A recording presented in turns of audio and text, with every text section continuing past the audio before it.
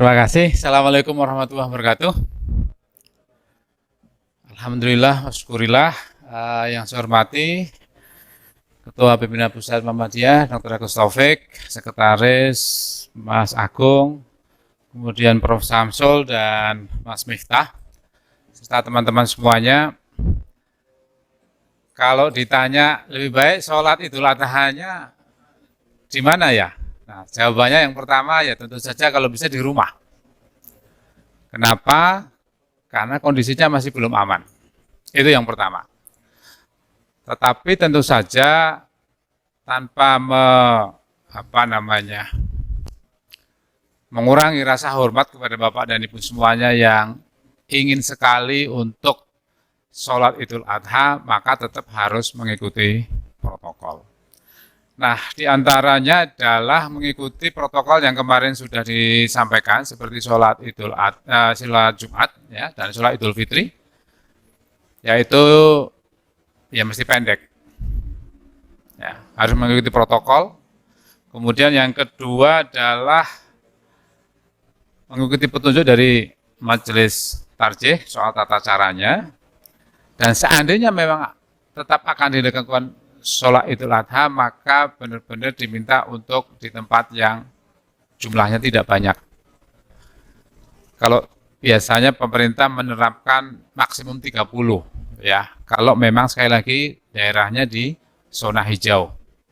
Tetapi tetap kami menyarankan, karena kondisi sekarang ini masih penuh dengan ketidakpastian, sebaiknya Bapak dan Ibu tetap sholat Idul Adha di rumah.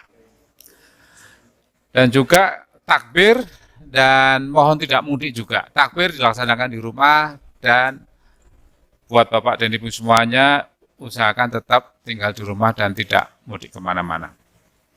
Itu satu. Kemudian yang kedua, kalau korban sebaiknya gimana? Apakah harus berkorban atau tidak? Pilihan pertama, diserahkan ke orang lain, ke lazismu.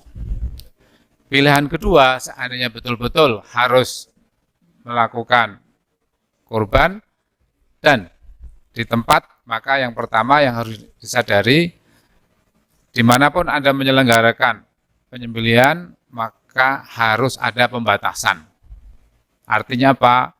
Kalau biasanya di dalam suatu tempat itu dapat misalnya 10 sapi dan 25 kambing, maka kita menyarankan ada pembatasan yang manajeble, bisa berkumpul, Pak, bisa dilaksanakan dalam waktu 3 jam, itu berapa?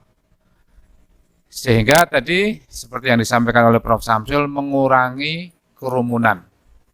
Jadi waktunya sependek mungkin dan sepadat mungkin, itu satu. Kemudian yang kedua, bagaimana penyerahan hewan sembelihan. Jadi tetap Bapak dan Ibu, kepada para takmir kami mohon untuk membuat panitia yang betul-betul mengikuti protokol seperti biasa, physical distancing, menjaga jarak.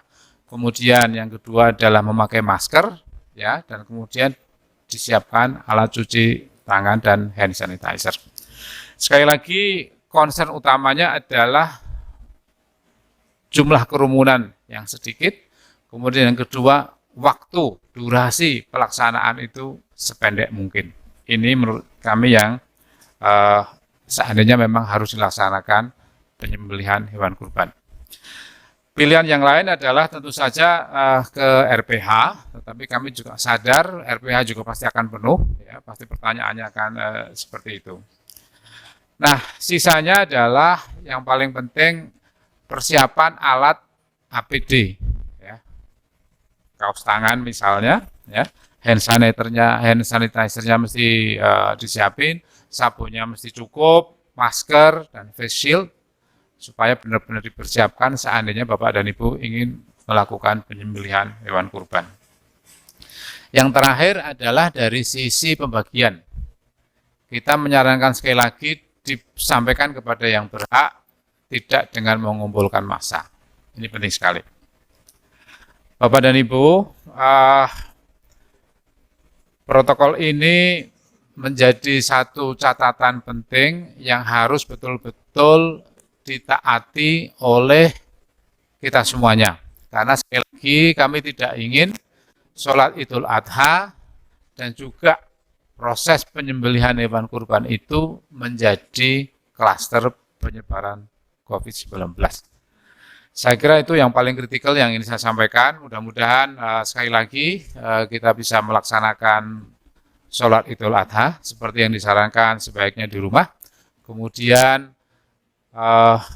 untuk hewan kurban dan sebagainya, satu pilihannya saya ulangi, bisa diserahkan ke lazismo, bisa dibentuk dalam sedekah ya, tanpa mengurangi makna dan juga maksud dari pelaksanaan kurban kali ini.